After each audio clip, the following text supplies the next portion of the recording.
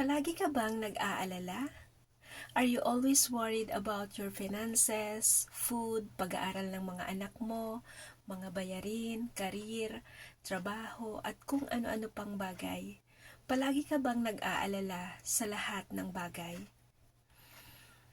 Alam niyo po bang ang labis at palaging pag-aalala ay hindi nakakatulong? Alam niyo ba kung bakit? Ang labis na pag-aalala ay nagdudulot ito ng stress, takot, depression, frustration, at pwede ka pang magkasakit. Alam nating normal lang as human being na mag-worry, pero hindi ito nakakatulong sa atin. Alam nyo bang hindi tayo dapat na nag-aalala at alam nyo ba na ang worry is a sign of little faith? Hindi tayo nagtitiwala sa Diyos at sa kayang gawin ng Diyos sa atin. Pero may lunas or kasagutan sa lahat ng ating mga pag-aalala or alalahanin through our prayers. Sabi ni Apostol Paul sa Philippians chapter 4 verse 6 to 7, "Be careful for nothing, but in everything by prayer and supplication with thanksgiving, let your request be made unto God. And the peace of God, which passeth all understanding, shall keep your hearts and minds through Christ Jesus."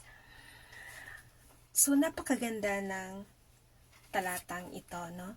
Sa Tagalog, huwag kayong mag-alala sa anumang bagay, sa halip ilapit sa Diyos ang lahat ng pangangailangan nyo sa pamamagitan ng panalangin na may pasasalamat. Sa verse 7 naman, kapag ginawa nyo ito, bibigyan kayo ng Diyos ng kapayapaan na siyang mag-iingat sa puso ninyo at pag-iisip dahil kayo na kay Kristo Jesus. Ang mensahe na pinaparating ng verses na ito ay tayong mga mananampalataya ay hindi dapat magpadala sa pagkabalisa o pag-aalala, sa halip dalhin ang ating mga alalahanin at mga kahilingan sa Diyos sa pamamagitan ng ating panalangin. Hinihikayat ng talatang ito na tayong mga mananampalataya na lumapit sa Diyos na may pusong nagpapasalamat. Alam natin na ang Panginoon ay mahabagin at kayang tugunan ng ating mga pangangailangan. Dapat tayo ay magtiwala sa probisyon ng Diyos at makahanap ng kapayapaan sa Kanyang presensya.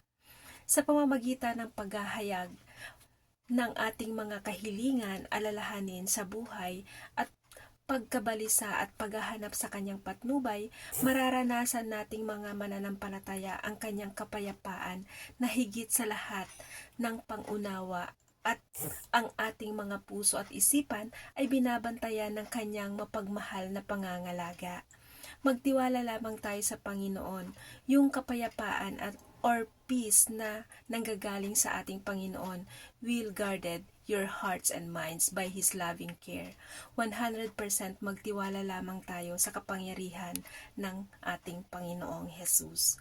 Sabi nga ni Jesus sa John chapter 15 verse 7, "If ye abide in me, and my words abide in you, ye shall ask what ye will, and it shall be done unto you."